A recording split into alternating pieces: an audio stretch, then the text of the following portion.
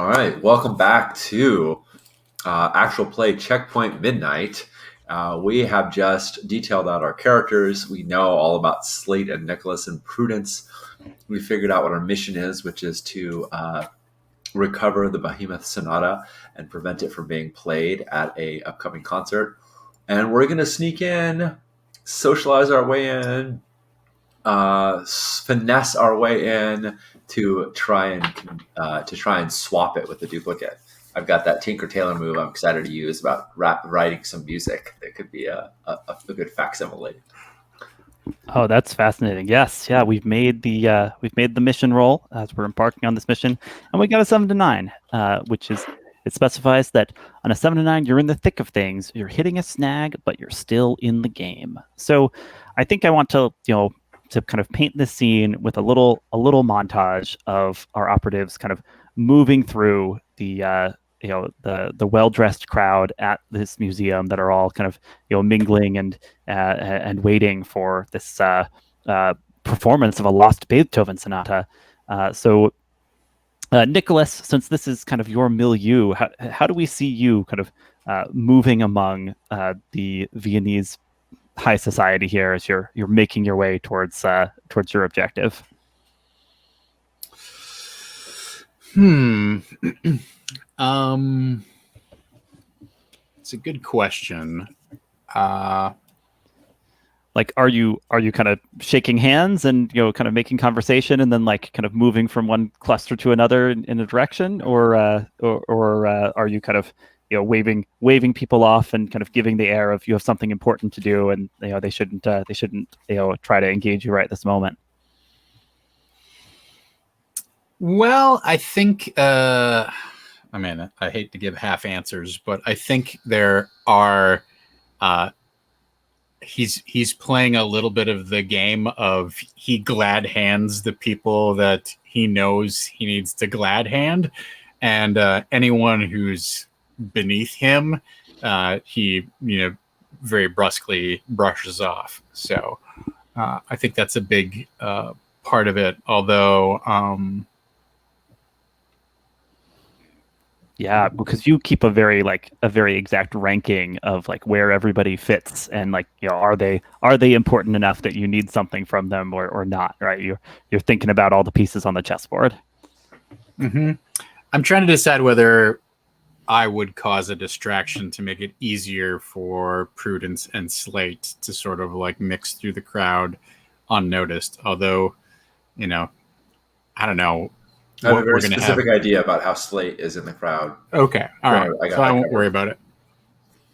Oh, perfect. So yeah, I'll chat up the usual, the usual cronies at the club, but dismiss anyone else who seems to like want to talk any kind of business with me or engage me if I don't think I'll insult people if I have to, if I think they're beneath me. Great. Yeah. So we see the like clear sense of social hierarchy as the people who know that they're beneath Nicholas kind of like wilt, and then but then he's willing to like shake hands and trade pleasantries with the glitterati of Vienna. And I think it's a very deliberate kind of like go from snub to go and grease the skids of somebody who's like, oh, well, you've arrived, So it's not just like it's not just as I'm working my way through the crowd, but it's a double burn, and that I don't have time to talk to you, but I'm going to make time to go talk to this person. Talk to this other person. Perfect. Slate, I'm sorry. Someone important entered the room. Yeah. Slate, you say you have a very specific idea about how this clanking, smoking, ex-military medic robot is moving among the high society crowd. Absolutely. The engines are turned down to like their lowest idle, so the smoke is just kind of barely poofing out the back. It's still coming, but it's not so much that like people are coughing. People would absolutely be like, what? It would be an issue for Slate to be here, except for on Slate's chalkboard, Penance has beautifully drawn this this menu. It's got like fleur de lis in the corner. If this is okay with you, Prudence, not Pence. Prudence has these beautiful fleur de lis in the corner, and there's some beautiful art, and it has a menu on it of the 2 different drinks that Slate can make. And so Slate's like internal apparatus is open, and everybody is sort of delighted at like the robot bartender that can like mix. I can only make 2 drinks. I only have the things for these 2 different things, but like they can choose whichever they want, and they can see the drink being made. And it's, although it is nothing different than what a human bartender would do, because it's a machine doing it, it's super novel. And so I think Slate is just there, and there's like a line of people. Some people are like, oh, I hope they don't damage the museum's ceilings with the soot that gathers. Like, there are some people that are scoffing, but I think the novelty of Slate making these drinks is enough to like that people are generally cool with their presence. Yeah, that's great. Yeah, there's like an usher, right, who's kind of taking a like maitre d' like role, who's like glancing uncomfortably up at the soot on the ceiling, but all the well-heeled and well-dressed people seem to be enjoying getting these mixed drinks, and so he's not stepping in at the moment. Sean, you can't keep us in suspense. We have to know what if the you drinks can only are. make 2 drinks. What are they? And why are they made with rubbing alcohol? Yeah, what's been written on your little chalkboard? Yeah, no, of course. I mean, man, okay, come back to me on that. I'm going to keep you in suspense for just a moment. And Prudence, while I Google. Yes, exactly. You know what? I would be stumped if I had to name 2 mixed drinks myself that weren't like gin and tonics. Well, I mean, but yes. It's got Karen, and Karen knows about drinks. No, so. I mean, if we're just going like with what, if we're going with what I want, there's a black cherry Manhattan, and like I think people really like seeing like the very like precise tweezers that go in and pull the cherry stem out of the syrup and drop it in. That's the extent of the sweetness, and then there's a Sazerac is the other drink. So yes, there you go. Put me on. What's Sazerac? A Sazerac. It's what is it a mixture of? We got to put these drinks into the chat so that people viewing along can mix them for themselves at home. Yes, and, it's to accompany the game. A Sazerac is rye whiskey, cognac, and it's rye whiskey and cognac, and a little bit of absinthe, and that sounds exactly like something they drink at some fancy ass restaurant or a museum event. I'm very disappointed that you're not setting anything on fire to make these drinks. Oh well, you can never please people. Yeah. So it's safe to say that. I think it's safe to say that somebody either got extra ration tickets or hit the black market pretty hard to get all this nice stuff for the party. Yeah. Prudence, you're looking around. Kind of what tips you off that the museum is kind of desperate for this event to go well, to perhaps be the place where their fortunes turn around and they're able to finish fundraising, finish rebuilding, and restore the damage that the war did to this museum. I think it's the actual stressed, almost anguished face of the director of the museum, who's present, and probably has like one of the 2 conservators that were still working at the museum because they couldn't get out of the city when the Allies rolled in, and they're there and looking painfully pleasant to everyone, and so very eager that it reeks of desperation. Yeah, and if there's anything that Prudence can definitely pick up on, it's the reek of desperation, I bet. Yeah, give us a sense. You usually wear like a shabby chic. Have you stuck with that, or have you tried to dress up to fit in with this crowd? I have stepped it up so that instead of looking like this is the chicest I could get with the shabby clothes that we can afford, which was feels very wartime. This looks like this is the shabbiest I could manage to look at with how chic I am. Oh, that's great. All right, so I'm going to say with that 7-9 result, you have done a bang up job, kind of moving through this crowd, attracting only the notice that you want to attract, right? Like you've managed to convince people that Slate is a novelty bartender. Nicholas has schmoozed and snubbed as appropriate, and Prudence has slunk through without being kind of like someone out of place, and you've even ascertained where the rehearsal room that they've set up for Seraphine Durand is. You had kind of done some research as to where the piano had been brought for her to practice on, and so you know that kind of in one of the kind of disused under construction wings of the museum, they've tried to set up a nice room for her, and kind of as you're approaching the entrance there, that's when a couple clearly toughs converge on you, right? Like big bodyguard looking types who one of them like stands very firmly right in your way and like puts a hand out and says oh no you don't, and stares at you, Slate, specifically, and says who knows what sort of devices you've got bundled into that machine. You're not going another step. You'll kindly mind your own business and step away.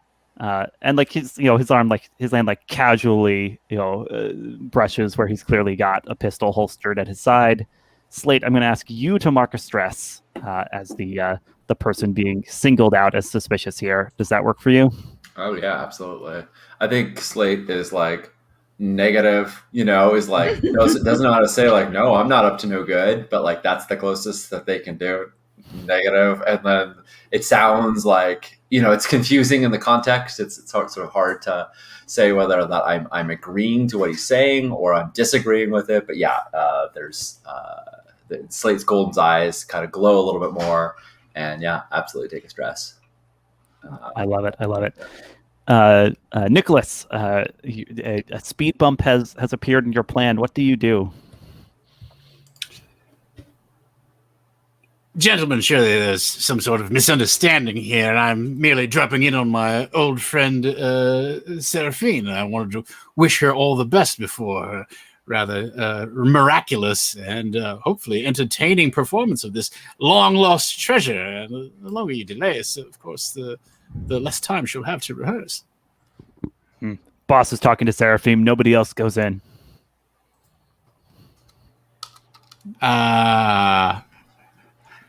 Well, I see that I'm not the only admirer of hers.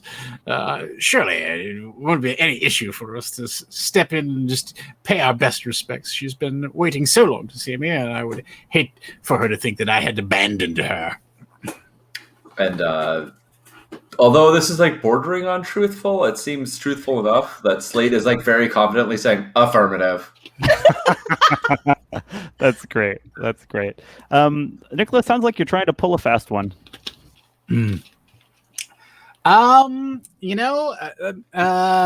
Sort of, but also, yeah.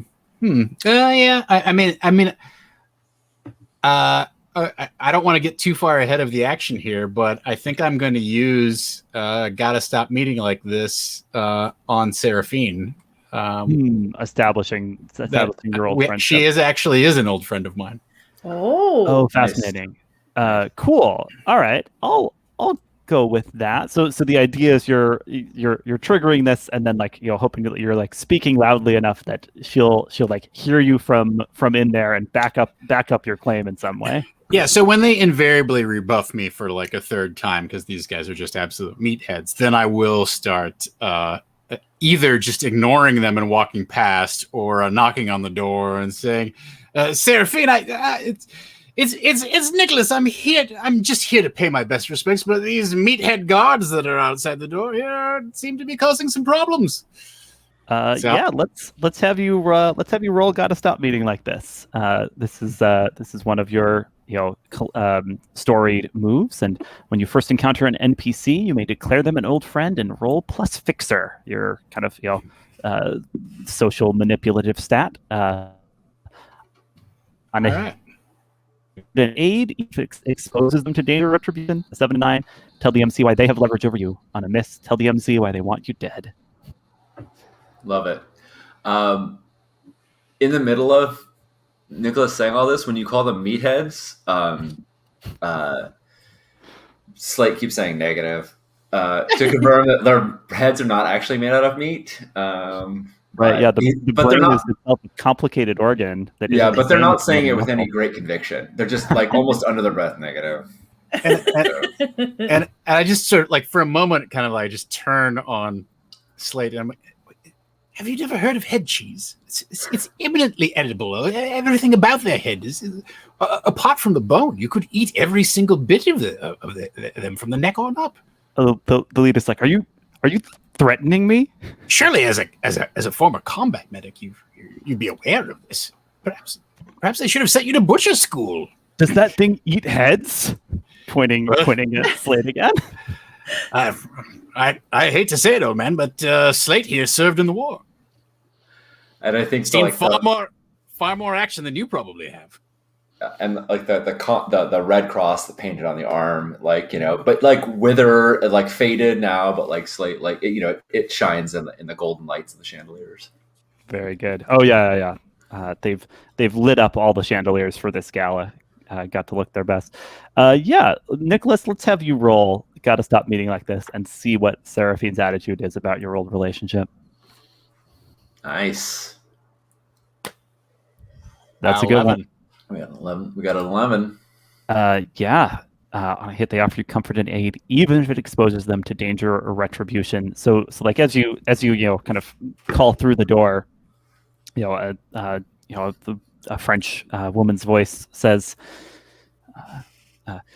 he is an old friend. Please let him in. Mr. Miles, you'll excuse me for just a moment. A great patron of mine is here to greet me. Right. So tell me just a little more, Nicholas. Why is it that this piano prodigy is an associate who considers herself to owe you and want to help you?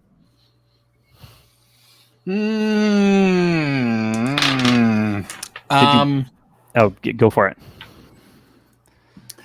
I feel like I did a favor for her mother during the war. Whether that was I think I probably like successfully arranged for them to get out of Europe during the conflict. Oh, that's fantastic! Yeah, and now, I don't know whether her mother's still alive or not. That I haven't made up my mind about. But like now she's been able to maybe even like get to America, and she could keep up her get the family to America and get Seraphine like to a safe place where she could keep practicing the piano and develop her skills to the point where they would be now. Whereas if she had stayed someplace in hiding in Europe and assumed she'd survive, she probably most certainly would not have had access to a piano.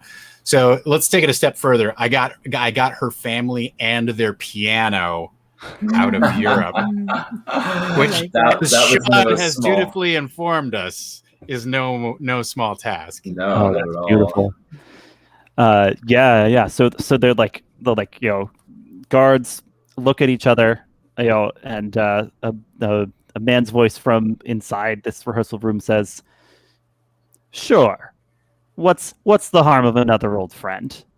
And they guards step aside. Door opens up. You have the chance to step in. Prudence, just to check, are you up to anything as this standoff gets resolved here? Of course I am. I'm thinking, and correct me if it would be obviously wrong. Like if somebody like me would know different. Actually, don't correct me. I have flashbacks I can go to if I need to. In fact, I think I should probably start with that. I would like to be well informed, I think, to make sure whether before the concert starts, whether the sheet music that she's going to use, the sonata, would be with her, would be in her possession, or would be prepared, laid out on the piano, the concert piano that she's going to be using, right? Because this is the Perfect. rehearsal room. So I want to know which room I should be scoping. Yeah, that works. Yeah. Narrative flashback to your handler or contact, briefing you about a figure you've encountered. Ask the MC what secret you've learned and take leverage over them. I think we can apply this to, like, the secret is, does Seraphine have the music with her, or is it elsewhere? What's do you have just like an information broker you go to who is able to pass on whatever other spying eyes had learned about this? I think it might have gone even further. Like I probably asked questions around, but I think at one point the flashback includes me dressed very differently and not chic at all, but working here in the museum and just carrying, fetching things and getting a look at the space. Maybe getting a you can see me peeking through the door while Seraphine is rehearsing on a previous day. Yeah. So Um, I think what you have I just before you answer though, I'm not sure if the NPC I'm looking at is Seraphine or Lady Aurelia Falkirk, because I'm not sure I got at the beginning when you were describing the piece of music, the actual manuscript. That's an item that Lady Aurelia has, right? Her family owned. she has hired you to retrieve it. Right, but she did own it at one. Is it retrieve as in recover something that was stolen from her, or is it? Uh, Or it is it Great brand new? question. retrieve, as in? Mm-hmm. Mm-hmm. I think it's possible she gave you some kind of like account of its provenance, the why she feels she's justified in asking for it. But the official story is it was recently rediscovered as they were Okay. renovating the museum. It was filed away somewhere. So she didn't have it in the last little bit of time before it reemerged and is now being performed at this concert. So. But Uh, she would be able to tell me enough that I would know what I'm looking for. Because if it's impossible that my character would recognize it, then it's kind of a bad yeah, alley to take. it works for me if you've gotten some of this information from Lady Aurelia, but I would suggest taking the leverage on Seraphine since Yeah, she's okay. right here as you trigger the She's the one who has flashback. the music. Okay. Yeah, I'm going to say what you've picked up is that Seraphine has been rehearsing this, and then like you know custodians and janitors have muttered about what seems like a big argument she got into in this last week, and after that point, Seraphine herself has never been seen carrying the sheet music around. It's always been some some goon, right, with like a briefcase handcuffed to his arm, Oh. taking care of the sheet music. And So the argument was with. it was with this American donor who has been here at the museum. You're gonna so I think take leverage on Seraphine because she had this argument and seems to be uh, resisting playing this music, and yet somehow she's here preparing to do it, right? So there's Oh. leverage there. Yeah. The American donor, who you see in the flesh as you step through the door, it's a uh, handsome young man in like a burgundy suit. He's well known because he is the American heir to a barbed wire fortune, and he's been gallivanting through Europe spending his daddy's money. It's Mark Miles, and I've dropped him into the character keeper. And and he's probably smoking a cigar right now, right? Because people would definitely be smoking inside in this setting. So Mm-hmm. he kind of gives a like thoughtful puff on that as he takes in the three of you kind of stepping through the doorway into this impromptu rehearsal room, and he's like, Quite an eclectic fan club you've assembled. Mr. Rand puts out a hand. Mark Miles, patron of the arts. And yeah, he'll probably shake Nicholas's hand since he regards you as the most important person among this trio. Mm-hmm. Yeah, Slate just looks at the smoke that he's like the cigar he's casually smoking, and then kind of rotates their head in a way that's impossible for a human to like look at the like tiny bit of smoke that's coming out of their smokestack, and then just sort of like looks back reproachfully, like no one's giving you a hard time about smoking, yeah, and you can control it. But of course, they don't say any of that. That is just the emote on their face. Oh, that's perfect. That's perfect. Yeah. So as you're stepping in, Seraphine says, "Monsieur Leclerc, I think you'll recognize this." And she puts a hand on the rehearsal piano, and it's the same one you smuggled out of Europe for her. And she says, "My family and I owe you such a debt. Are you here to hear the performance this evening?"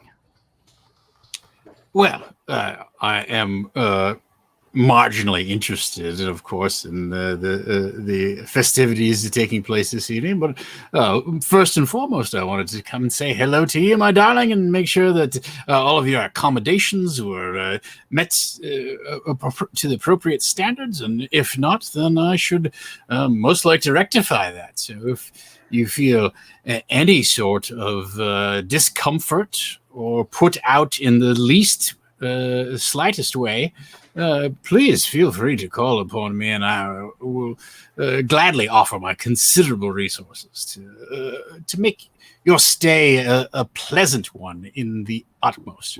That's perfect. Yeah, so she starts to say something and then stops saying something, and Mark says, "Oh, don't you worry. Seraphine and her sister are being put up in the finest accommodations that the American Embassy can provide." Can I add an action that was happening coterminously with all of this? Slate has their little rag for cleaning their chalkboard, completely cleans their chalkboard, and writes in a way that's just facing Seraphine. Maybe she's not paying enough attention to notice them, but writes "You are in danger," and then erases it, and then writes again "Must not play," and then erases it. Oh, that's great. And and maybe she sees this. I think Prudence definitely notices. I don't know if Nicholas does because you're engaging with her, but yeah. I think I'm also probably kind of trying to hog the spotlight so that exactly. Mark Miles doesn't take his eyes off of me. Slate, I love this, and I want you to make a keep calm and carry on roll to covertly communicate this to Seraphine without Mark or his goons that are right outside the room spotting what you're doing. Yeah, that sounds good. All right, so keep calm and carry on. You roll without any modifiers, right? That's right. Yeah, so you're trying to say what you're trying to accomplish. It sounds like get a warning to Seraphine. Yes, exactly. And I think in that also implicitly imply that we're there to help her. Yeah. Let's see. Keep calm and carry on. Bum, bum, bum, bum, bum. Oh, I'll take a 9. What do we get out of that? Yes, on a 9, the MC will tell you what compromise or hard choice you must make to do it. Nice. Before I do that, just to check, Nicholas, you said you were trying to hug the spotlight to create space for Slate. Do you think that rises to the level of the aid move, which is just mark a stress to give a PC advantage or disadvantage on a roll? Because if you give advantage, we roll one more dice and see if it bumped it up anymore. No, I don't think this was a pre-planned thing. And I think it's just in so it's just in I'm mostly trying to draw his attention to kind of take the wind out of what a big deal he thinks he is. Not so much let's give some covert kind of hand signals to. Also, I think that maybe that message is embedded in some of the things that I've been saying. Yeah, absolutely. I love it. So I'm going to say, Slate, the compromise or hard choice is that as you're erasing your last message, like Mark turns to regard you curiously, and so you have to do something to kind of make yourself seem kind of seem harmless, or like like you're like a totally subservient non-sentient automaton to try and allay his suspicion. What do you do to try and push through here? Slate can't smell, but they nevertheless kind of make the gesture of smelling at the cigar smoke from Mark Miles. And I would like to use um, my Tinker Tailor move to make the perfect drink. Remember, I only had 2 drinks on the menu, but I have all of these ingredients, and I want to make the perfect drink to go with his particular blend of cigar.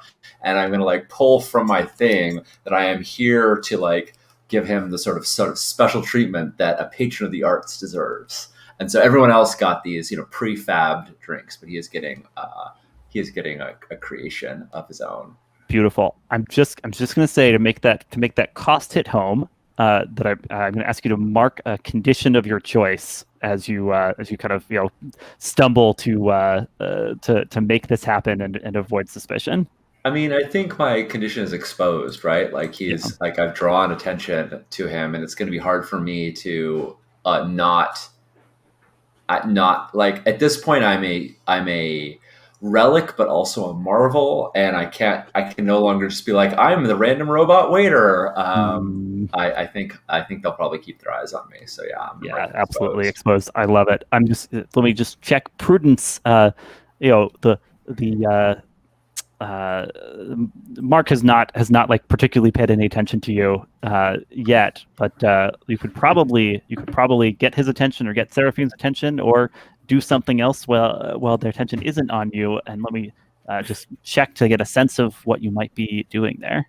The first thing that I would do, the entire time we've been here, the attention has been away from me, which suits me fine. For the moment, I want to get the lay of the land. I think there was at least one bodyguard at the door. Are there people in here? Is anyone carrying a case that would resemble the one that the music was kept in? Yeah, excellent questions. I'll say you pick up that Mark has half dozen guys outside room, and then probably and like based on the way they're like signaling to people around the party, another dozen people kind of circulating incognito in the broader crowd. I'll ask you to roll decipher a situation to see if you can press for more info here. So it sounds like you're mostly just using your natural senses, like Yes. kind of your trained thieving perception. So go ahead and roll plus fixer. All right, and we called it decipher the situation. So there we go. Woohoo! Very nice. That's a 13. Yes. Nice. I believe you get some questions. 3 from the decipher list. Yes. So,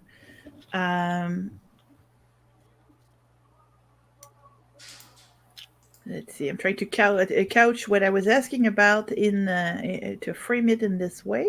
If you're looking for a case, I might call that a weak point you could exploit. Yeah. Okay. That's a good way to fit it in. So yes, do I see the case either here or in an adjacent room to which the door is open? Or yeah, I think you see that one of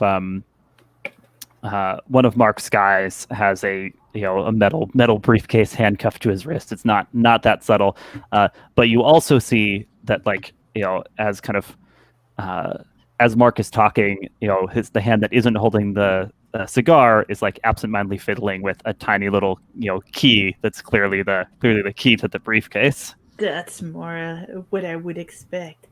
Yes.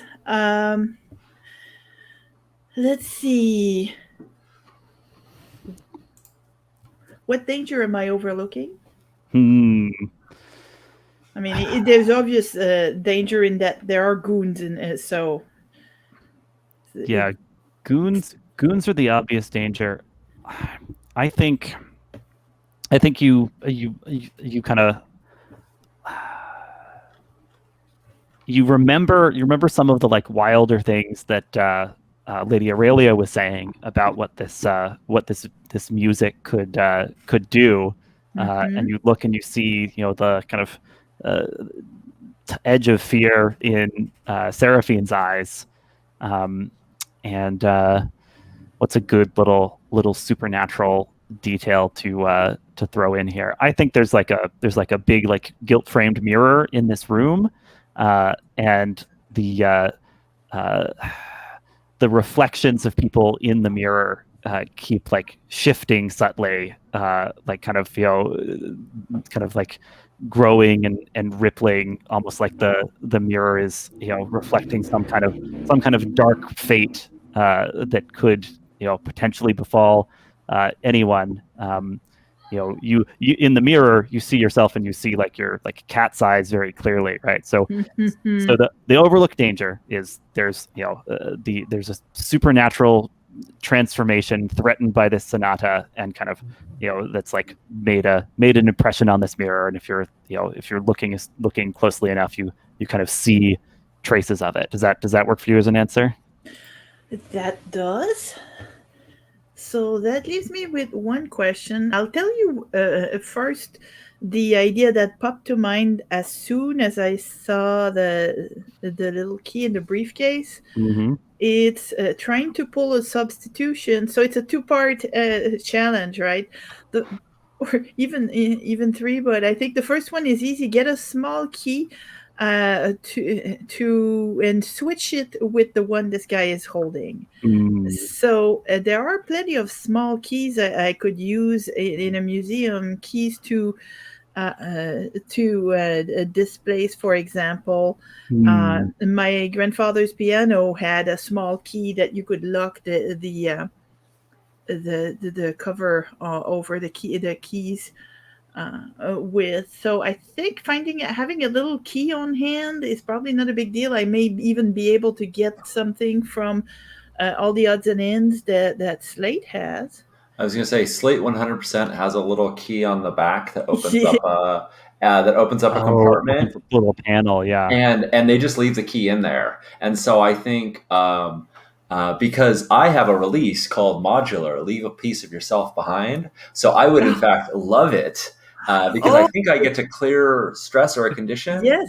Something happens good if I do that. Yeah, when you hit your release moves, you clear a stress and mark XP. Yeah, so I have taken a stress and I would love to do that. So I would be more than happy to have this little key in Slate's back. That means I can't open up my panel anymore. We're going to have to figure out another key, but we'll figure that out later. That's a later problem that you Right. could eat. I think it would be trivial for you to grab it. The tricky part would be swapping it with the other one. But I think for Right. you to get it, if Slate's facing him making this drink, like you can come up behind Slate and easily pull it out of his and out of and I their know back. Slate, so that part is easy. It would really be the swap where I'm thinking that would be my legerdemain Yeah, Yeah, yeah. totally. move. I So love this. that's I love the this plan setup. that's that's forming in my head. So the second part, of course, would be then to capture the guard that has the case and incapacitate them and open the case or get it away from his wrist anyway. So that's where I'm fitting the third question there. How could I gain leverage? How it's that part, getting the guard uh, and cornering him so we can get the case from his wrist. Yeah. I think I got to go with an easy classic. This guard like keeps trying to chat up women circulating at this gala, and none of them are giving him the time of day. So very plausibly you could flirt with him a little bit and pull him aside. Does that work as an answer? Sure it does. Okay. So yes, there's like little bits of plans that are dancing in my head, and so I will just casually. I don't know if it counts as part of my infiltrate exfiltrate metago ability, but I want to grab the little key from behind my friend Slate there while they're making the most delicious cocktail for this oaf that I have something. I think it's creepy to have made your fortune in barbed wire uh when we just had the war, and barbed wire for was used for nothing but terrible thing. Yeah, no, it's his family, are like the biggest manufacturers of barbed wire in the States. But possibly they're a little uncomfortable if you press them hard on where all that barbed wire went. I think you can, without a roll, just like take that little key, but like Slate, that means you feel like oh, a little piece is missing. Yeah. Clink. However, let's see how this like thrown together device of a perfectly mixed cocktail goes. Slate, I'd love for you to uh, roll for Tinker Tailor, bartender robot. Yeah. I wouldn't have thought that this would be that it would be used on making drinks. I mean, I didn't either, but I had specifically said I had all of these drinks and Yeah. things. So, Tom, I feel a little bad. Like I did not mean to. Like I was just trying to like put a little message in, and then that got complicated and whatnot.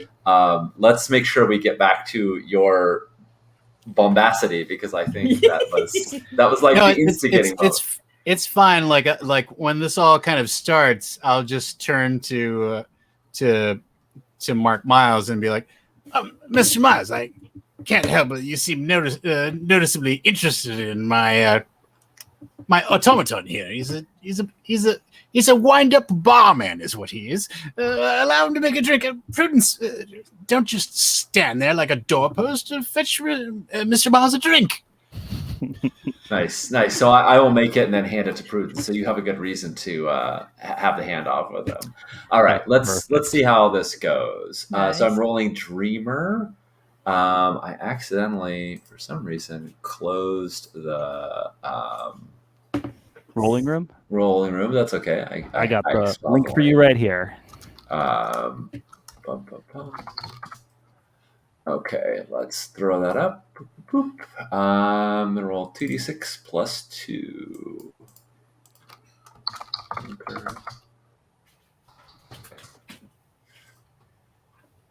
All right. Well, I got a 7. I get to pick one. Nice. So you pick one from this list where the options are: The the device is quiet or subtle, the device lasts as long as you need it to, or the device is comfortable or compact. Great. Oh man, I don't want any of those things. I want it to be exquisite. Well, I definitely don't want it to be subtle. It will, in fact, be on fire. Here we go.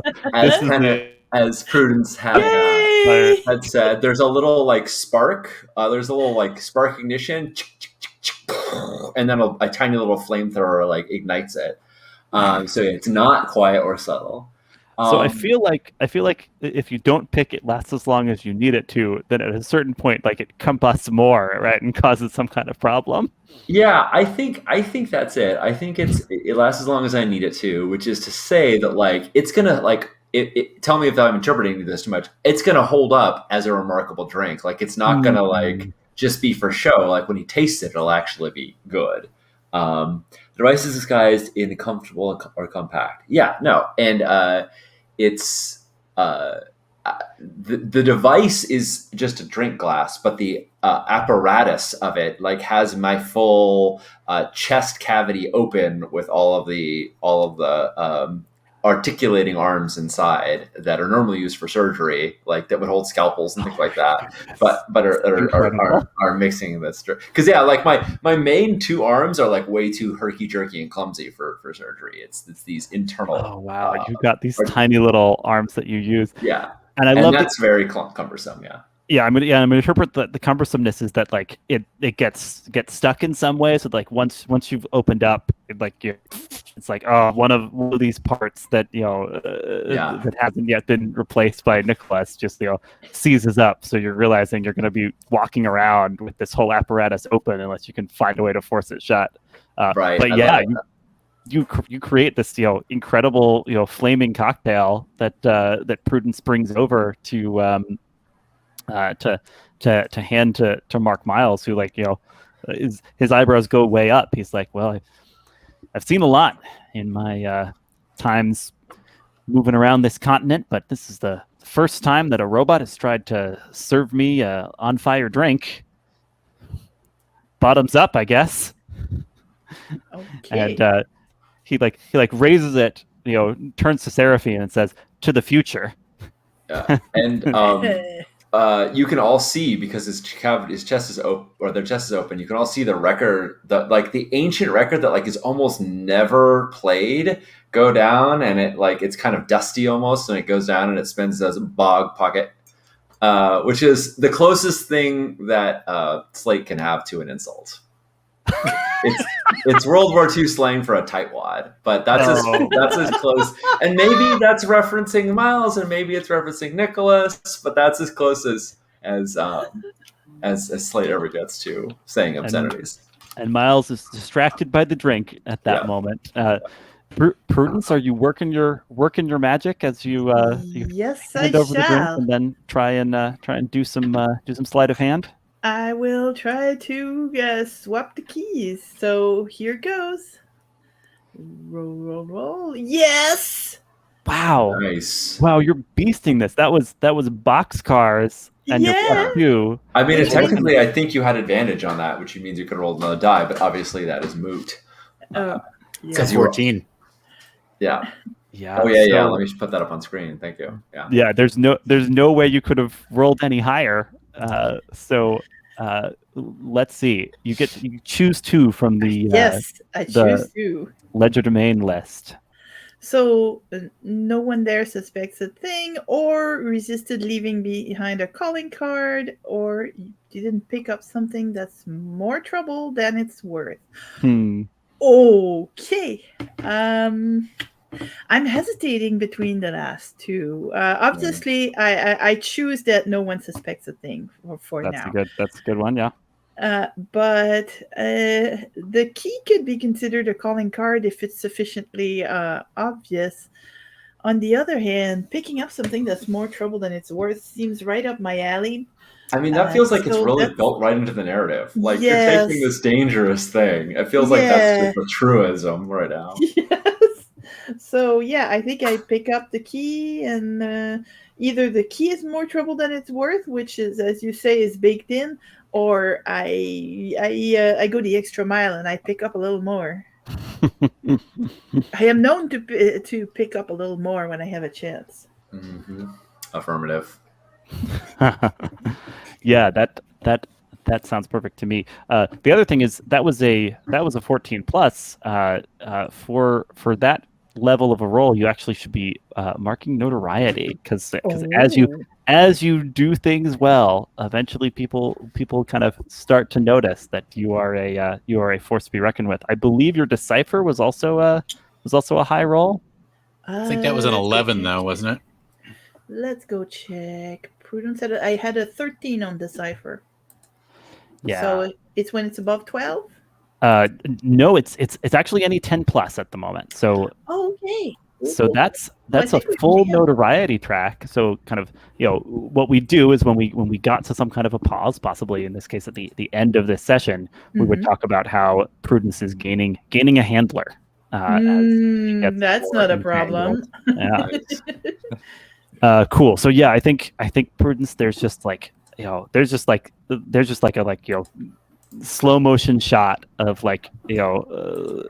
your careful lifting of the key that he's just been toying with in his other hand, and you've handed him this tiny little brass key that opens up Slate's Slate's panel, right? And so and then you pick up a pocket watch or something also. And is that about the speed of it?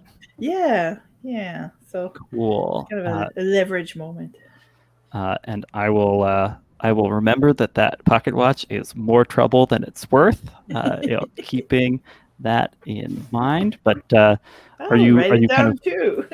are you next? Like targeting the second mark and trying to take the mark. Are you next targeting the second person you wanted to lift something from and going after the man with the case? Uh, no, I think that the man with the case will need the whole man. So I think I need to step back now and be forgotten once again, having given the drink. That was all the importance I had to the people present, and let Nicholas do his magic. Yeah, Nicholas, what does that look like? There's this like weird moment of Mark, drinking this cocktail, and Seraphine kind of looking around like she's looking for like some way out of the situation she's in. Uh, what do you do? I think my main concern is extricating her from the aftermath of this thing at this point, right? Hmm. So, uh, uh, um, I I look at Mark Miles and say, yes, well, having a solo toast. I believe that's bad luck, old chap. Seraphine, it's been so long. I would so much like to hear how your family is getting on in America. Please, I hope you don't have prior plans and this isn't an imposition, but I should very much like to take you for an after-concert treat, whether that be some of the lovely cake that we have available here or perhaps a full-blown meal. If you're not too busy, I hate to impose, but I'm afraid that I am headed to Berlin tomorrow, and so I absolutely insist upon seeing you tonight after the performance. Oh, wonderful. And just to check, what are you trying to achieve here?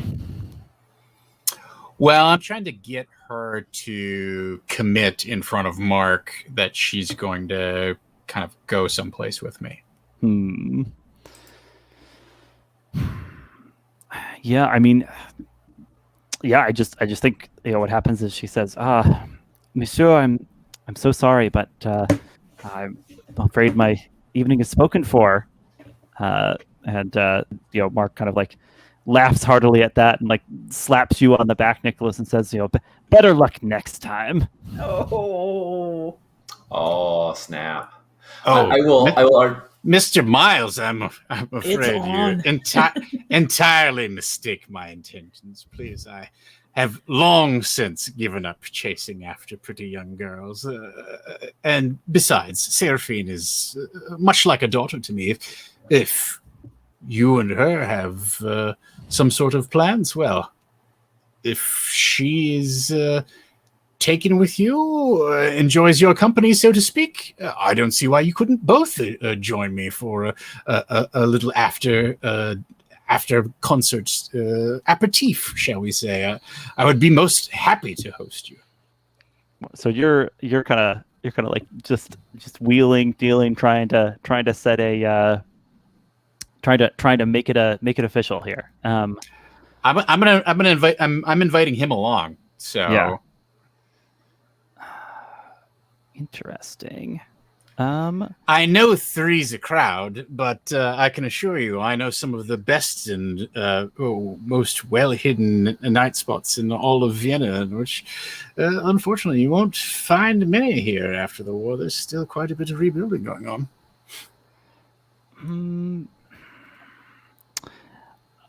Yeah, I want to roll here, and I think it's keep calm and carry on, where you just are trying not to like expose your own hand, but like get them to agree to this and like give you this opportunity. Does that sound fair? Yeah, that's fine. I do want to make the case that I don't know that I've received the full benefit of gotta stop meeting like this, because I got a 10 plus, and it said they offer you comfort and aid even if it exposes them to danger or retribution. Now I don't know if her letting us into this room exposed her to danger. If so, then that's been fulfilled. But I would argue that she might agree to go along or insist on catching up with me, even if she knows it's dangerous to bring Mark along. That's your I buy call. this. Yeah, you make a good point. Also, remember to also mark notoriety because of that earlier 10 plus. I forgot to prompt you. Yes. Yeah. So like Seraphine says, sounds perfect to me. Why don't we say immediately after the concert, we will come with you to wherever you would like to show us in this marvelous city. Mark, surely you could spare a minute for a dear old friend of mine and patron of my family's.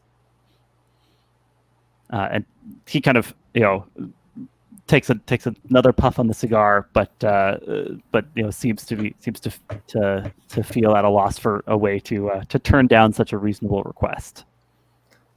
I feel like this is in every single Bond movie where Bond like basically like offers up something that the villain would have to look like a complete jackass to deny, and is like, sure, we'll play a game for the world, or like it's just you raise the stakes enough that they just can't say no.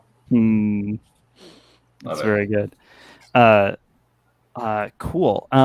I love so Slate. You had succeeded at creating this cocktail, but also found yourself in something of a mechanical difficulty.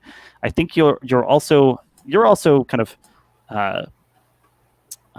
you also can tap into radio signals and things, I believe. Yes, I can. Yeah. Yeah, you're as you're failing to kind of pull yourself together, you're also like picking up the sense of mechanical devices in a couple different places around this museum, and they're clearly are radio enabled because they're pinging your own radio sensors and kind of uncomfortably scrambling some of what you're taking in. This is unusual. You wouldn't expect devices of this sophistication to just be all around a museum. So I'm curious, what do you do? Yeah, I think everybody can see this, but I think only Nicholas understands this. One of the internal articulating arms moves over and like starts turning a dial, and it looks like a safe. It looks like a safe dial, but it's not. It's how I change the station, as it were, and I'm kind of like rotating it a little bit, rotating a little more, and I'm trying to tune in to that station and see like what the communique is going on. He did mention her sister earlier on, and so I very much think that that Mark has, Seraphine's sister probably is a hostage or something like that. That she's in danger, and That's so an I interesting theory. want to see if there's any communique in or out of the building. So I think I'd like to use the Radio Free Europe move and tune in to all the signals. Perfect. Coming in and out. Yeah. So let's check that out. When you open your brain to the music of the spheres, the radio waves in the atmosphere, with the ley lines of magic. In this case, we're sticking with the radio waves. Yeah, and I'm quite literally opening my brain. I think my helmet kind of like tips sideways, like tips like 90 degrees. And again, I don't think this looks like anything to anyone but Nicholas, who like knows how it works. Everyone else is like, it's a weird robot doing weird things. It's not like an antenna pops out, but nevertheless, the brain pan does kind of open. Are you saying that your helmet doesn't turn into like a little reverse radio dish and then Well, sit oscillating in a? exactly. That's my thing. Is I think the helmet is the receiver, but it doesn't stand out so ostentatiously as as that. But yeah, the shape of it is 100% the satellite dish. That's great. I think like Seraphine does notice this and like says kind of sotto voce to Nicholas, is your automaton friend functioning correctly? Are they supposed to do that?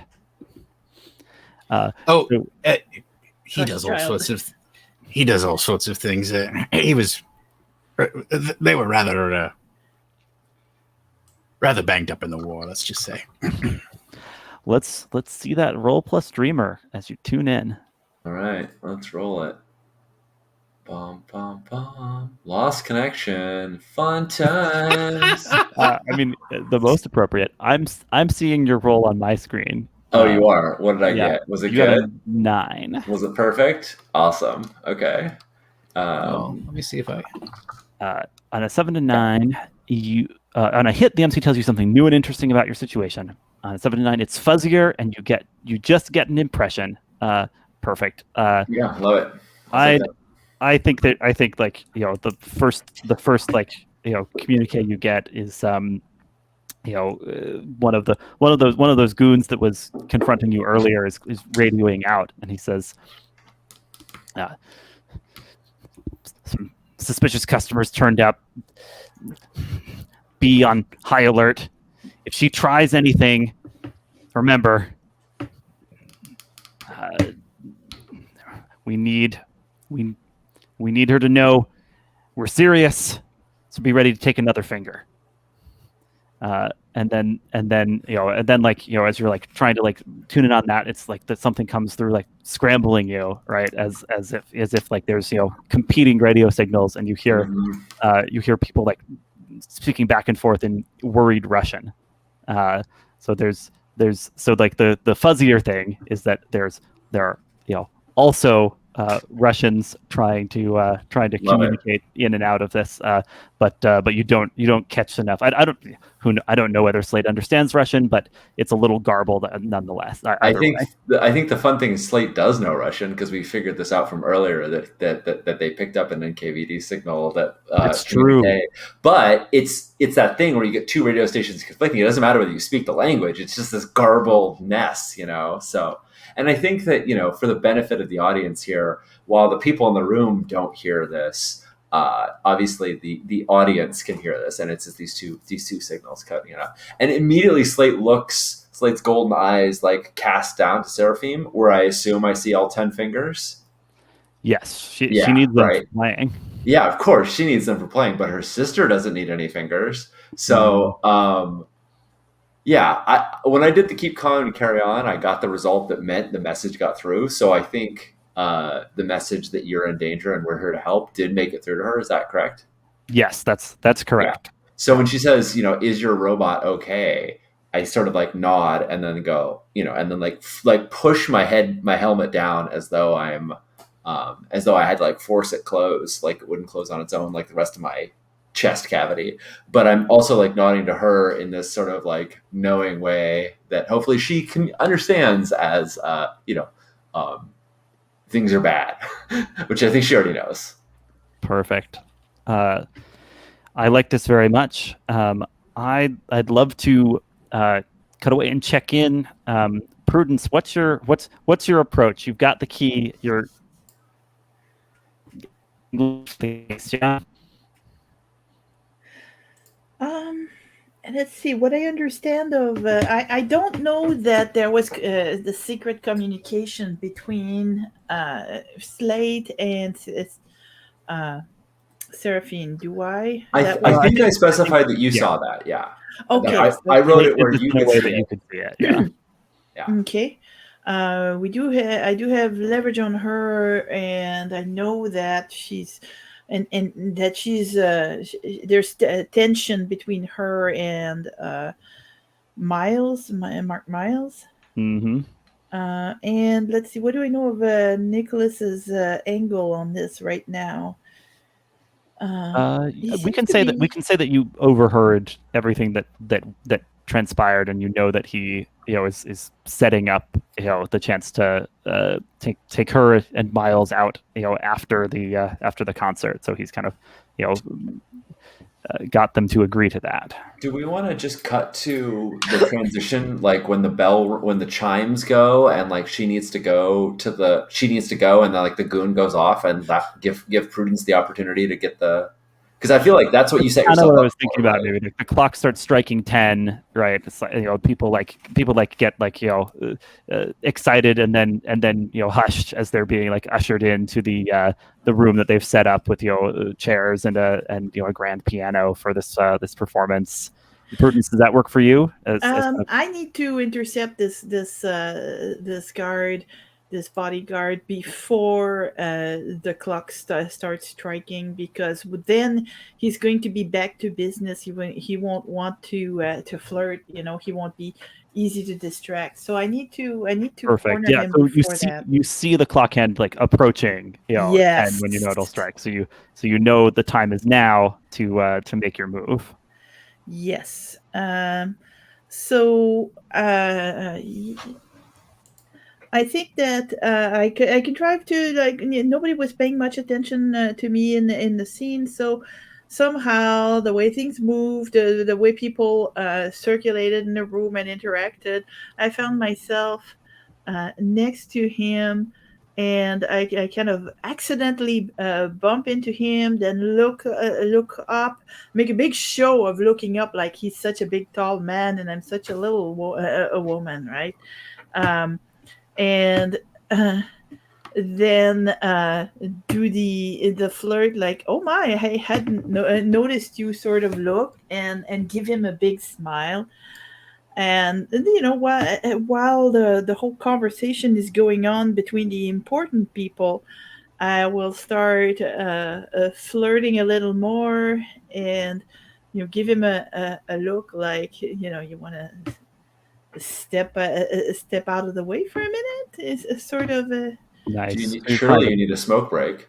Yeah. exactly. That is, of course, smoke break. Why didn't I think of that? Trying to draw him aside, absolutely. And at first he seems like slightly startled, because he's been trying to get women's attention throughout and striking out, and then suddenly this young lady's approaching him. But yeah, I bet he's amenable. Here's my question: Is what's the next step here? Like, are you like planning to conk him on the head, or like what's the what comes after drawing him aside? Because I think you're going to be able to do that part. Yeah, this is the museum, so I picture a lot of rooms, especially since we're in the wing that you said was either under repair or under construction. It Yeah, might be parts of it got reconstruction. bombed out during the war, so there's There's there's lots of bits room. they've restored, but there's places where it's still like scaffolding up as they're trying to put the pieces of the museum back together. Right, so the space is existing and available, but it's not going to have guests in it unless they're already smooching, I guess. So I will try to get him to take his smoke break in one of those, and at that point, I will attempt to I will probably want to use a flashback to have just a thing. Oh, we've got another flashback here. Narrative flashback to getting equipped by a specialty provider. You may reveal you have a needful object, weapon, gadget, forged paperwork, and take advantage on a relevant roll. What sort of a special piece of equipment have you brought along? My for special chloroform perfume. Of course. I was like, you got some knockout drug, right?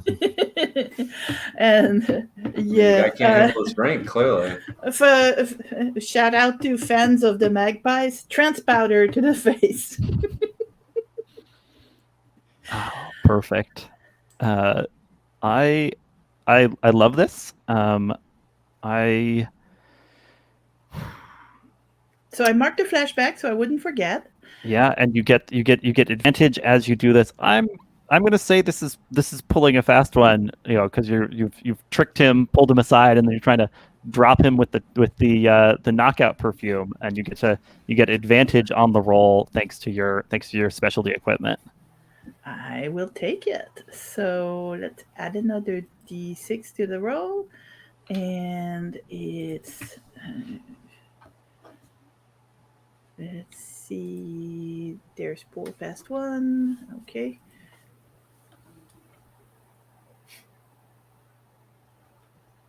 And. Roll. So, wow, that is an absolute suck roll. Wow, That even with even with advantage? advantage, it's a fail. Yeah. Oh, It's a 4. ha A big ha old ha! donut. That's gonna be interesting. Oh, that's kind of beautiful. So yeah, I paid for those good rolls. I was This is what wondering is when I it? was going to turn around on you. You had Yes. so many. Your dice were so hot. I mean, Sophie's been rolling like with advantage +2 on like a lot of these rolls. It stands to reason they would be good. So yeah, this is the anomaly, not This those is actually others. the first one where I do take advantage. I forgot on the other one, but I had a great roll. So, True. is this one of the systems where you get experience when you have a bad roll? no, Oh. you get XP when you hit your release moves or other kind of moves kind of tell you to mark XP, but Mm-hmm. no, a miss I'm afraid is a miss. Yes, it's a very much a miss. I like the idea that you've kind of uh, uh, pulled him aside, kind of ingratiated yourself with this inattentive goon, right? And are Does kind the stolen watch go off? of and are getting ready to apply the knockout perfume when suddenly there's like a screeching alarm coming from that little pocket watch you picked up from Mark Miles, So and good, so the, good. the goon is like, hang on, what's that? That's the boss's watch. And the expression, his expression goes from confusion to like utter revulsion. He's like, you were you were trying to play me. And Okay. he's like reaching for his gun, right? Like, this is exactly the sort of thing he was warned about and laughed off, that the wiles of femme fatales of Vienna. So prudence, marcus stress as things start to come crashing down. What do you Mm-hmm. do? Let's see. Where first of all, I have to remember where the stress is. It's at the top. Okay. And I think that in this case, regretfully, I must insist with the and it's no longer sneaky now. I'm thinking, if that makes sense to you, that in I'm wielding the the knockout perfume as the weapon in a resort to violence. Nice. So it's no longer being sneaky. Now it's just It's like a weapon. I want him down. push, Uh, like so you were you just kind of wearing the knockout perfume with the idea that, like, as you got close to him he would be overwhelmed by it, but now you're like yeah. pulling out a handkerchief soaked in it and shoving it in his face or something like that. Yes. Is Yes. this it? How physical is Prudence? Is there like a kick? Is like an elbow to the gut, and when he has to inhale, you stick the handkerchief in his Yeah, like face? that. Yes. Oh, this is perfect. So this went The buzz from command. like do sucker to like, all right, now it's time to throw hands. Yeah. Yeah, absolutely. He's pulling out a gun. He's a foe who can retaliate. Roll plus weapon to see how this goes. So okay, my plus weapon is only a +1. Let's get down. And do I have advantage or disadvantage, or is it neutral? I think it's just the 2 days, because I think Okay. we've exited the scope of your decipher questions at the point where you're Yeah, I wasn't sure if I would get disadvantage because Yeah. of the bad roll before. I'd like to do a flashback to give you advantage, Sophie. Oh, nice. So we're gonna have a little flashback to the drill. And love it. one thing Slate knows a lot about is human anatomy. They are extremely familiar with, and I think when you're getting the perfume ready, Slate is of course immune to the chloroform perfume, so they can be around it. They don't have any sense of smell or any of those systems. But I think they sort of uh, with like a practice dummy that we have on the wall, like point out exactly the spot where you can you can poke someone to make them gasp and make them like have to inhale. So just the spot to, and I think maybe we even like practice it a little bit where you see Slate very, very reluctantly whack the little dummy, even though it's a dummy, it's not even a person, but they still like they're disgusted at the notion of hurting something, but nevertheless, sort of show you the spot to hit with the elbow and have you practice it a few times just so you I know right where to think go. at some point I drew a little Hitler mustache on it to convince you Ah, that. nice. There we go. That was it. Yeah. Oh yeah, it's fair game now. If I can fill in one last detail here, this flashback takes place at my estate, and they are not practicing with a dummy. They're practicing with a giant stuffed polar bear that I have, which Prudence has just drawn a little Hitler mustache on its white fur and snout. This is very I'll be funny. mad about that when we get home. We'll say there's a couple like dummies lying in the corner, but for some reason the polar bear has become the preferred target Yes. Oh, practice thing. there's like statues and suits of armor and all kinds of other stuff that they could have used. Slate doesn't really Slate have the won't. awareness, and Prudence has enough of the mischievousness that they both decided the polar bear would be the proper target venue. Yep. I love it. Yeah. All right, let's roll this resort to violence, and you do get advantage now. Okay, let's see what I can do with this roll. Oh! Well, that's pretty good. Well, there's I your luck. guess you didn't need the advantage. I didn't know you could roll that. You've got the devil's own luck. You've rolled 3 6s as you resort to violence. So go ahead and Down he goes. choose. Let's see. Yeah. Okay. Here's what So here's what resort to violence says. Right. On a hit, you exchange blows, inflicting harm as appropriate. On a 10+, you can choose from that bonus list there. Right. Mm-hmm. Instead, choose. Okay, put them on the road. Take something from them. I think is the pretty obvious. So yeah, that's a. Take their consciousness from them. Oh yeah, I guess you want to take the music. I'm gonna. They're woozy for a minute. I think I have just the time to slap the key in the cuff and turn it and get the cuffs off them and make up with the case. Got it. So you've got the case. Wow. But I was gonna take the harm. Yeah. I think what it is, you rolled super well here, right? So even though you're not picking resist or avoid their blows, I'm gonna slightly soften the blow. I think he's waving them wildly, and it goes off near your head, right? So the harm is just the ringing in your ears, right? That you're staggered and taken aback, but you're scared. Yeah. You pull yourself out of there, but with the case. But tell me what condition you mark as the result of this fracas. That's an excellent question. I note that on my notoriety track, I just bumped to one more, so I marked it. But yeah, I would start a second track. Let's see. Twisted, exposed, burned. Or am I? Well, not MIA. Yeah, don't pick MIA unless you're like, this is it. I want to be kind of whisked off the scene at this point. So they're kind of synonymous, right? It just means in some way I'm discombobulated, and which effect do I want to take as a result?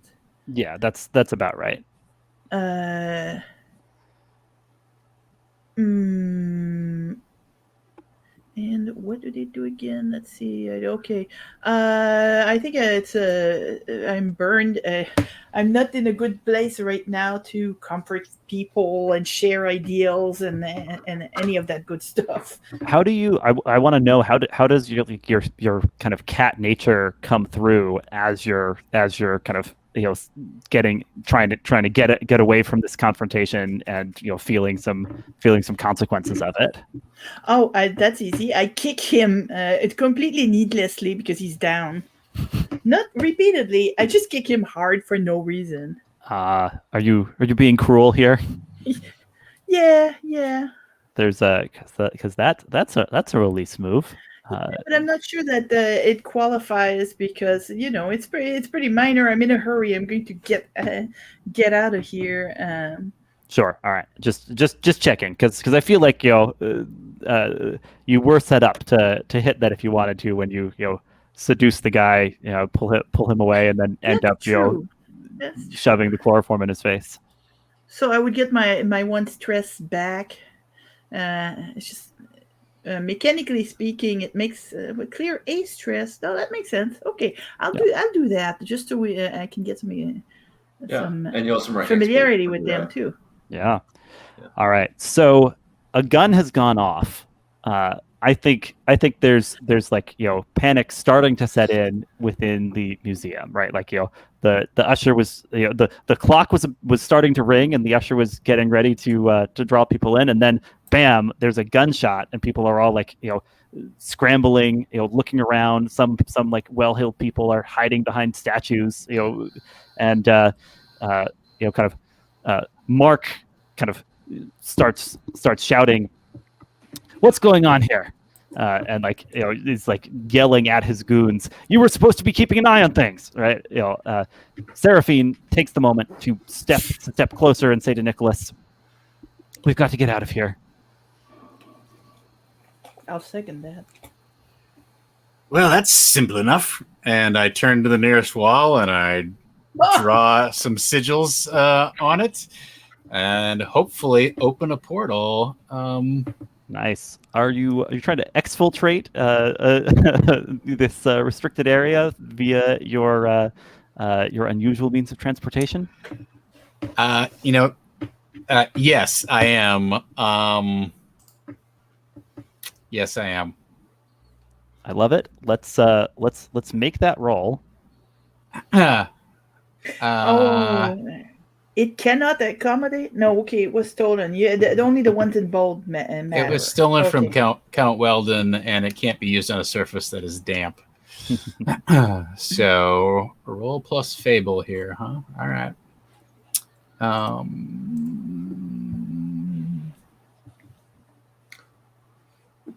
All right. So that's plus 2. So.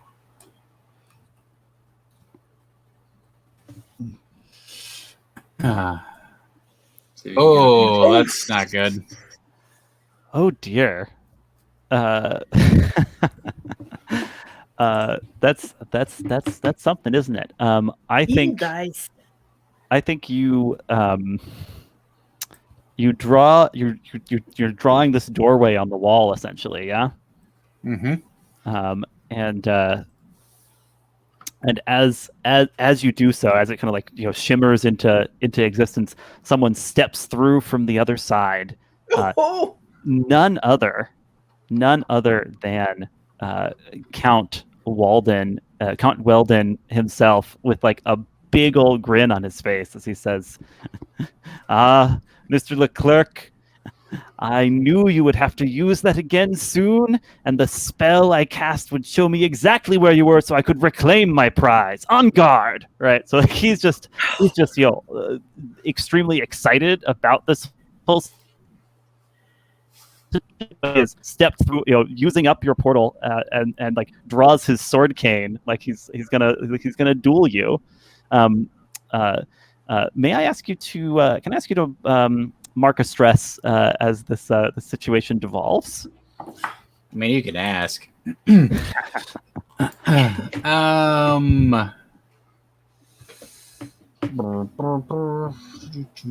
It's I underneath all guess your attributes. I guess I've been exposed, huh? Oh, No, that's I a was just going to condition. say mark a stress, but if you'd prefer to Oh, mark a condition, I'll yeah. allow that.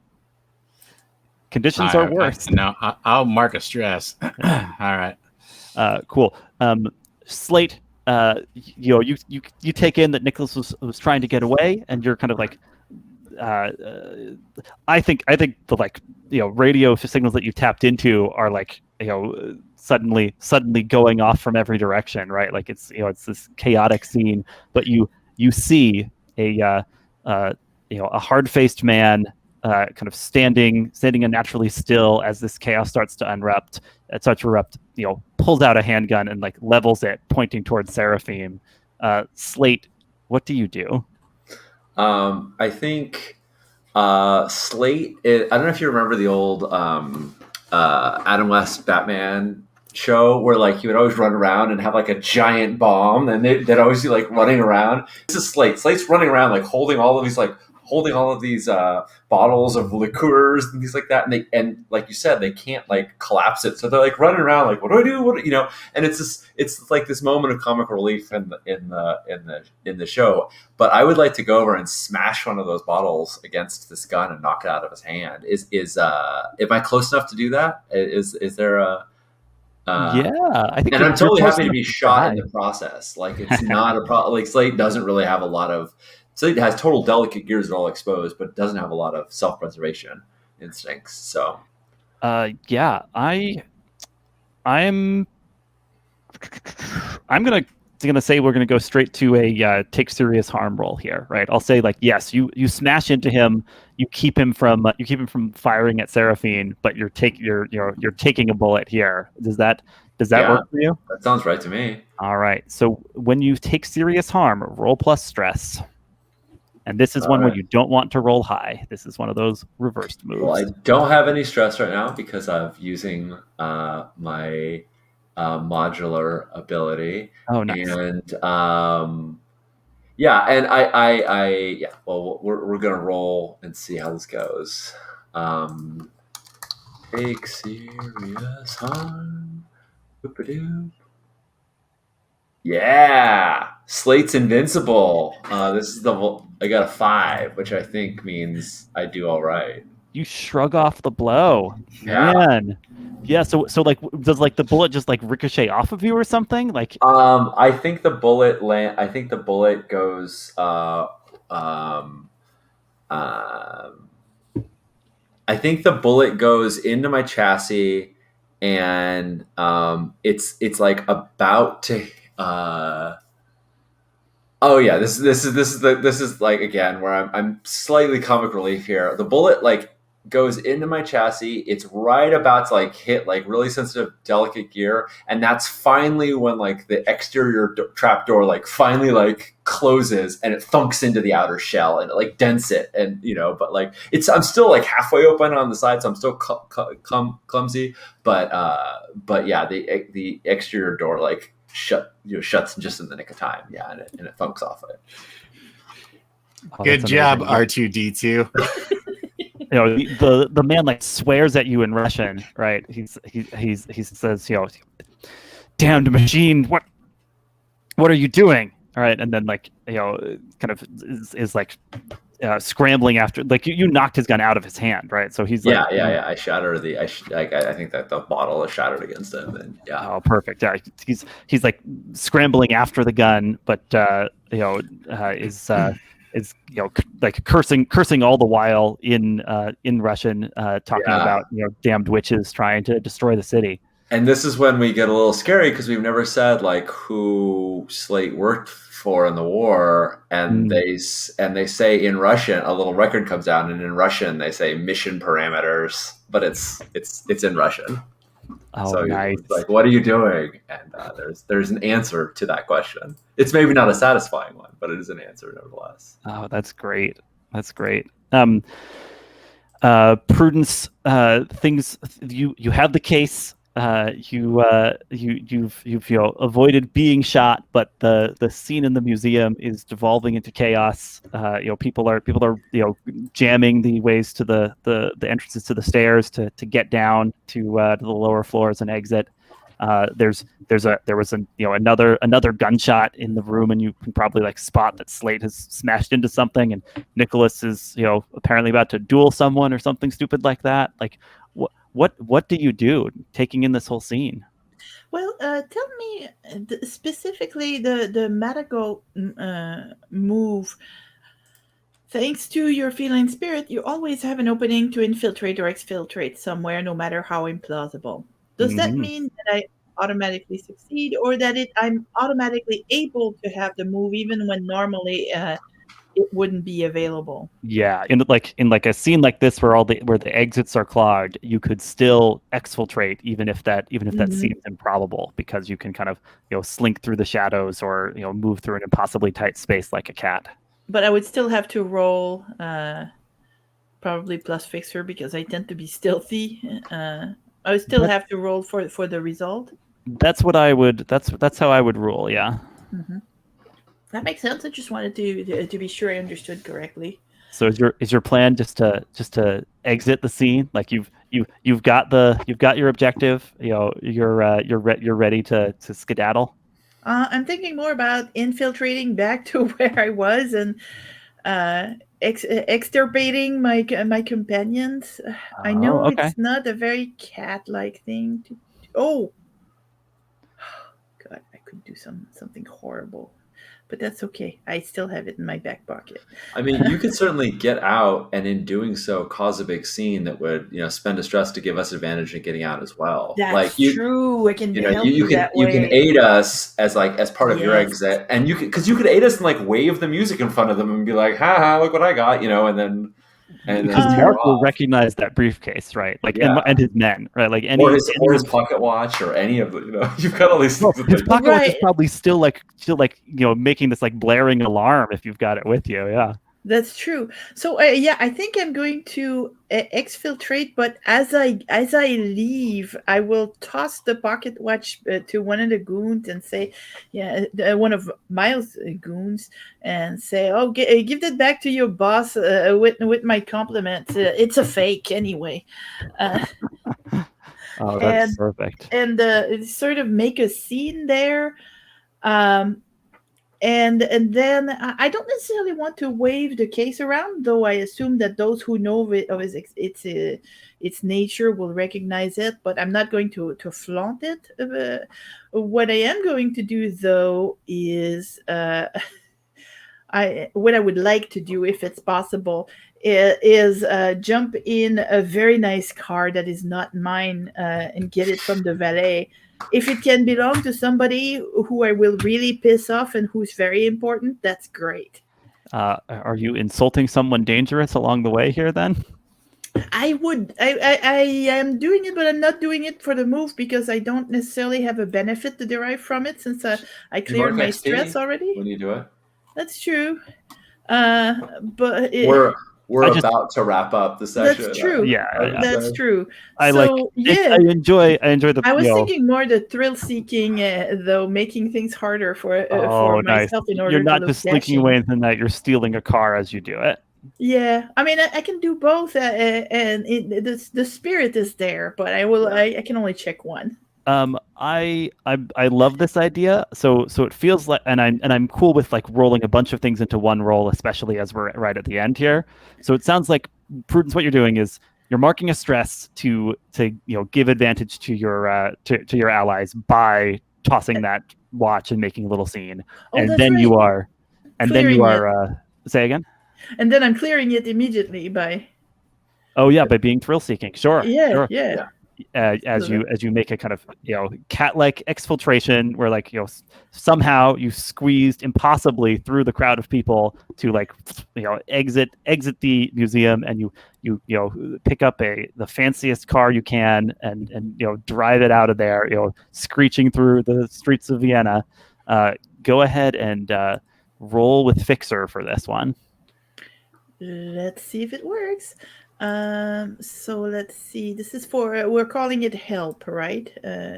No, that you don't need to roll. You don't need to roll for the help by marking the stress you Just did the for help. exfiltrate. Yeah, Okay. this is exfiltrating. Okay.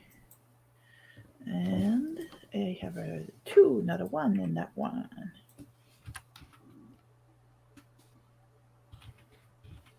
I don't know why I'm bothering to write it because we know what it's for, but it helps a little later when you're trying to. Whoa!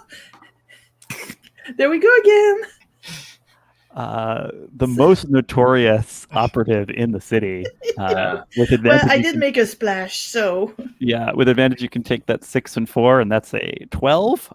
So you get in or get out clean and land in a position of strength. I think what part of what that means is that like as you're peeling away, you like look around the car and realize this is like you glance at the like files lying in the passenger seat and the firearms built into the chassis of the car. You realize this has to be NKVD operatives vehicle that you've lifted here, and it's yours now. Yes. Nice. Konstantin Witchkiller Baranov. Yep. Yeah, you got Konstantin's car. He's going to feel very foolish.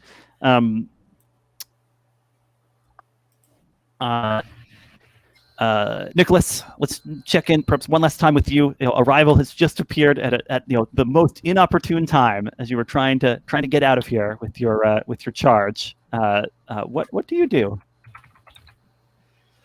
I say, oh, please, Francis, let's not resort to these crude weapons. It's so beneath the both of us. Shan't we settle this like two true gentlemen, philosophers, and intellectuals over a game of chess in my apartment? And I start to draw a circle around both of us on the floor. Nice. That you're gonna transport yourself both the way. I think you're appealing to someone's ideals. Oh boy. Right? Because you're saying let's not be so boorish as to have a violent confrontation. Let's act in accord with our principles and settle this over a chessboard. Yeah. You do get advantage from Prudence's distraction, which we'll say is partially like no one is shooting you right at the moment because they all turned at as Prudence made a show of passing on the watch. So you're gonna roll roll plus Dreamer with advantage. Well, don't do that. All right. Well, here we go.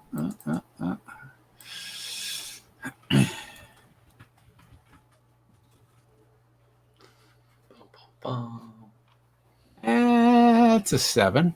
Oh no, it's not. No matter what, that's a 6. Right, because that's. But did you see?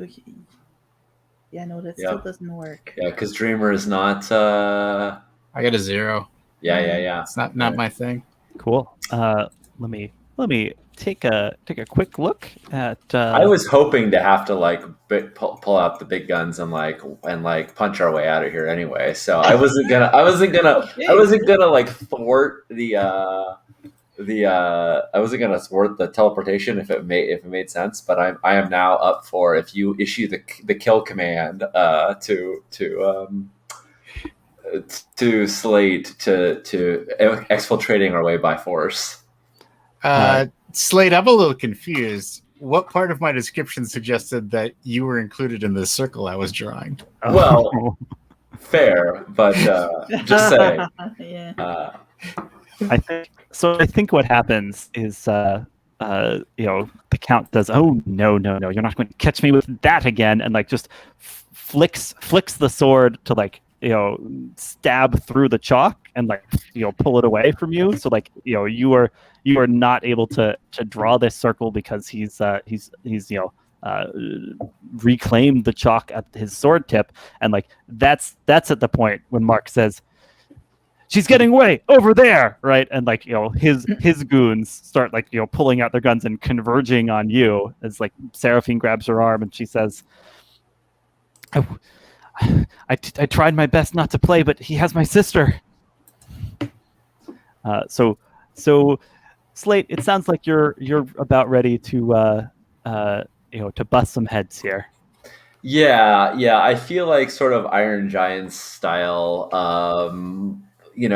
Slate's big old clunky arms are not delicate, and they're not good for the delicate kind of operations his articulating arms are. But they're like big, heavy duty pieces of metal, and I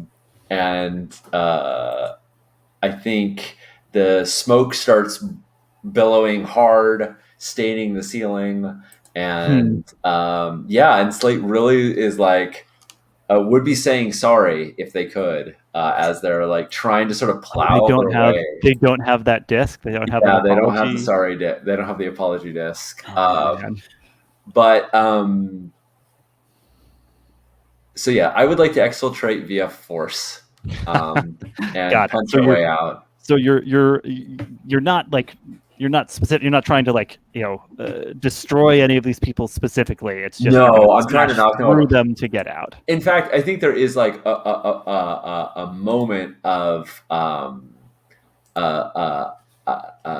specific moment where you can see that there's Slate's attempt not to harm somebody. I think in the confrontation with Miles in particular, he's like a complete jerk, and Slate dislikes them very much, but he tries to not let that like get to motivate them to inflict horrible bodily harm. So there's a moment where like instead of just whacking Miles over the head, I attempt to toss them out of the way rather than.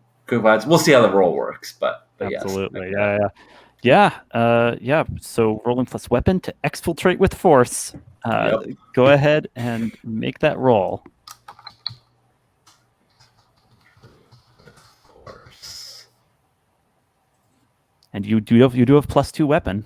I do have +2 weapon, and I got a 7. So I think. Did you have advantage from the distraction for that, or was it a one-time? No. That got spent by Nicholas used that with his fancy schmancy circle. I think this will probably leave evidence. Don't you? I'm happy don't you agree? Under stress to make it enough of a splash that it can help 2 escapes. I mean, here's the thing, right? Like exfiltrate 7 to 9, you still get out, right? You just are choosing one of these possible drawbacks. Yeah, so, I think we leave evidence. Absolutely, I think that there's still Slate's key in the lock of. Like as you're getting out, like Mark suddenly like feels for his pockets and like realizes that he doesn't have his key, but he's holding up Slate's key. Exactly. And like he like hisses under his breath. The circle, they're gonna kill me, but maybe they can do something with this, right? Yeah, and like we see like him like pull his sleeve back, revealing the like symbol of the circle of 9 fangs. Oh no! Yes. Well, that's all the more reason why I'm going to be tenderhearted and not, like crush his head and just toss him out of the way, because. That's perfect. Yeah. You spared someone you probably shouldn't. I'm going to spare someone I probably shouldn't. Yeah. So I'll mark notoriety and having left a little behind, and I will make room for Nicholas and Seraphine if you're so inclined. So do you just like grab onto the back of Slate as he's like smashing his way through one of these doors and charging out into the night? Kool-Aid.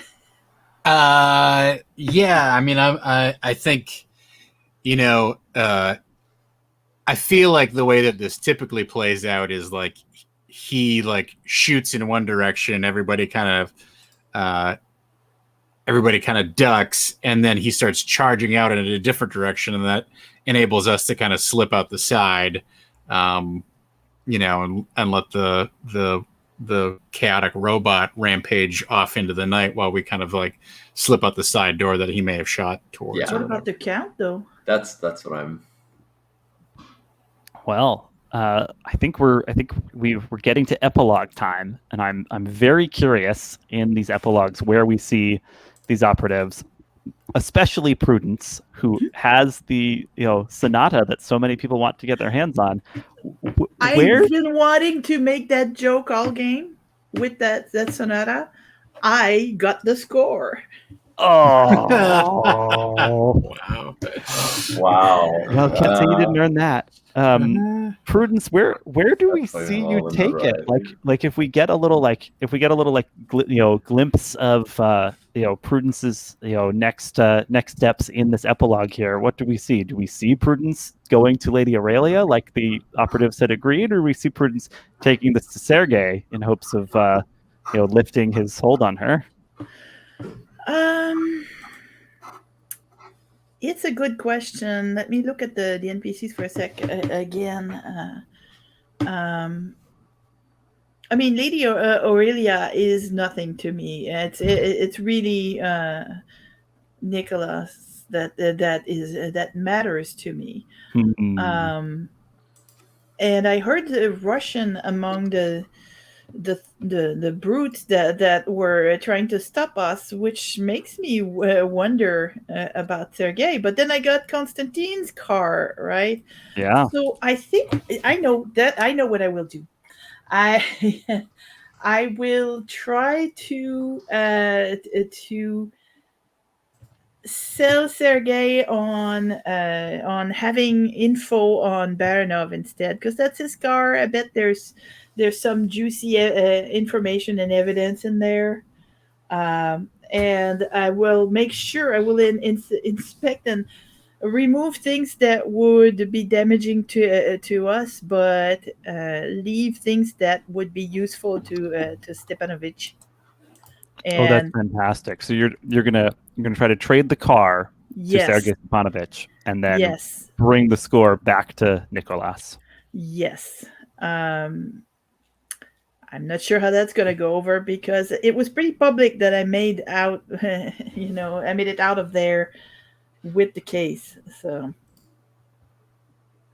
but I will return the case to Nicholas and let him decide whether he really does want to turn it over to Lady Aurelia. Yeah, Nicholas, what do we see if we get a little epilogue for you? We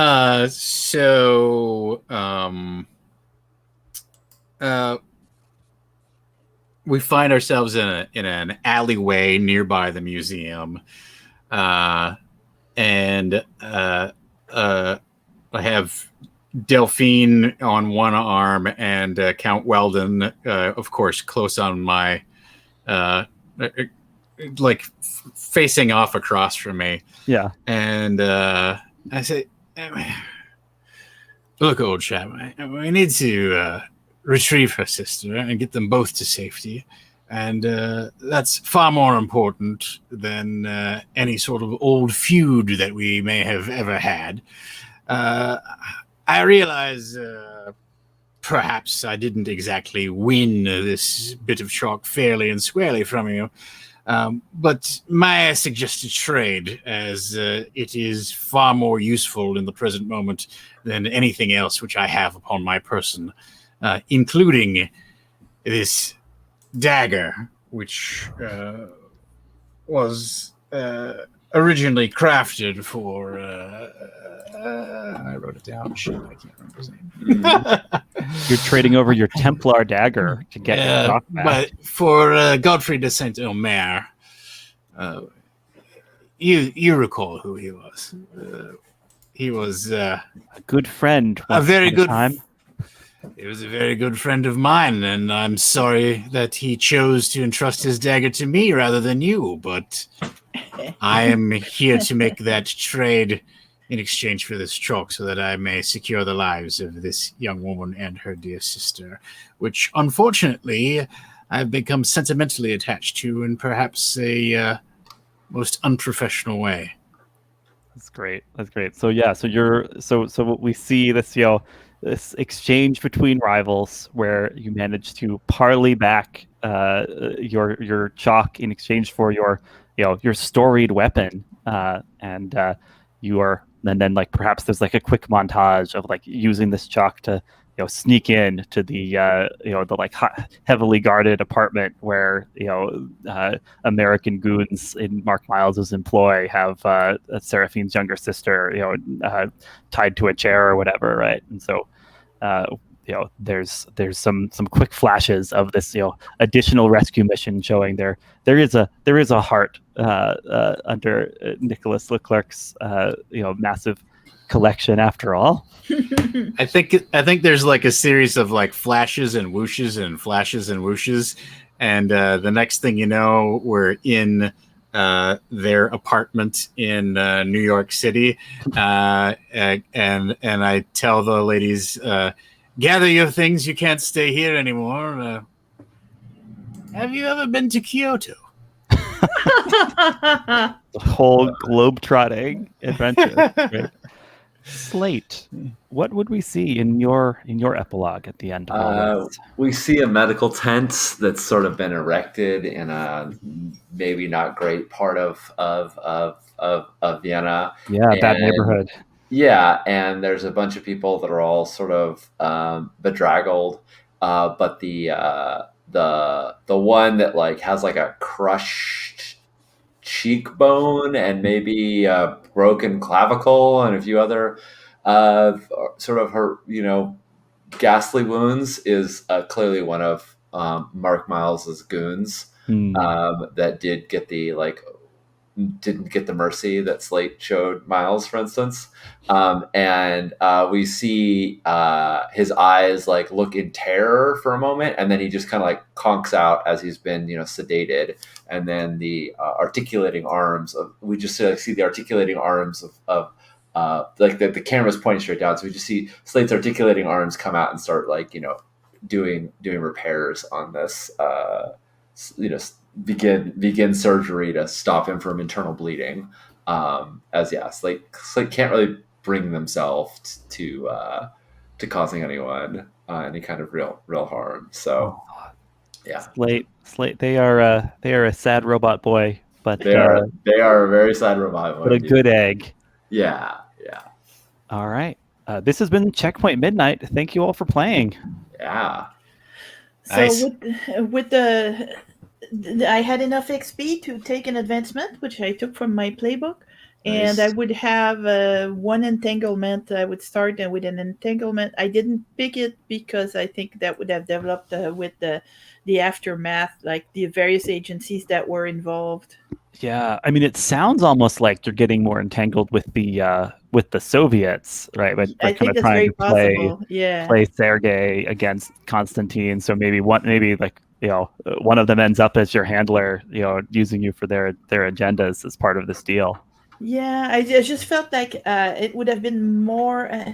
Oh, yeah, how it would happen. I think is um, Constantine would probably be very threatening, and uh, you know, I would find myself having to work for him too to not get killed. Probably. Mm, Love it. I love it. I love Constantine ending up as a handler at the end of all this after you stole his car. Very cool. Yeah. So I'm kind of treating those epilogues as covering our end of session move, but were we playing longer, we'd be checking in at the end of session and looking at, did we fulfill mission objectives? Are we adding new mission objectives? Things we want to pursue, and are there any things we've abandoned where we're willing to face the consequences of them? So that kind of plugs into the larger structure of having handlers that will be pulling you in different directions and giving you objectives, and you deciding which ones you're focusing on and how you're juggling ones that possibly compete. Nice. Well, it is late, so let us wrap up. This was a lot of fun. Thank you so much, Alexi, for running it, and Tom and Sophie for playing. I had a great time. With my very sad robot. I'm Sean Nittner. You see him pronouns. You can find me everywhere at Sean Nittner, and we are streaming every day, 5 days in a row this week. We had Blades last night, and tomorrow I believe we'll have Nibiru, and then we'll have Traveler, and then we'll have Sorcerer Dictionary of Moo. So lots and lots of fun You're stuff. wild. To play. Yeah, not all me. Other people streaming on the channel. It's great. I'm not playing in all of those, even though they're all awesome games. That is too many for me. So please join us, and thanks for hanging out with us. How about you, Tom? Hey, I'm Tom Lummel. I use he, him pronouns, and you can find me on Twitter at Tom Lummel or at 6 Hit Points, all as 3 words, where I occasionally tweet about my RPG stuff that's going on. I do want to quickly just mention that Evil Hat is sponsoring a great concert coming up on June 12th. Called Roaring Rainbow. It is a production put together by the Double Clicks. It is a strictly online event that will be taking place over YouTube. Tickets start at $5, but there are other sponsorship levels. If you're enduring financial difficulty right now, there are community tickets available so that you can still take part. But it is a online concert benefiting trans youth. So I know they're going to have some like raffles and giveaways and stuff. Rebecca Sugar, the Double Clicks, Still Buffering, Annalie Newitz, a bunch of other people. If you go to thedoubleclicks.com/roaring-rainbow, you can get all the details there. So that's coming up, and spread the word. We'd love to see people turn out for that event. We're sponsoring it, and we think it's for a worthy cause. And I'm Sophie Lagacé. I still use she, her pronouns after these 4 hours. You can find me, but you have to know how to spell my handle, so forget it. It doesn't matter. I date from the days where you had funny handles and had to spell them. I guess I'm not broadcasting. I'm not twitching. I'm not doing anything public, but I am running Monster of the Week tomorrow night for my friends. We are playing in the setting of Harlem Unbound. It's the award-winning setting from Chris Spivey. I hope I didn't mangle his name. And it's a really, really good book that I'm playing with a really, really good system. And I'm preparing to celebrate my birthday. Oh, happy future birthday. You can also see a bunch of Sophie's hard work if you go to Roll20 and check out any of the offerings that Evil Hat has put together. She's put a ton of effort into making the conversions of all our games to Roll20 really sing and put together all the sample NPCs, which frankly we're missing for a lot of those offerings. So she's put her heart and soul into that. Sean has done a ton of work too, but that's one place you can definitely 120 NPCs for Dresden Files Accelerated. Oh, wow. Yes. So Exactly. them all. Thank That's you. fantastic.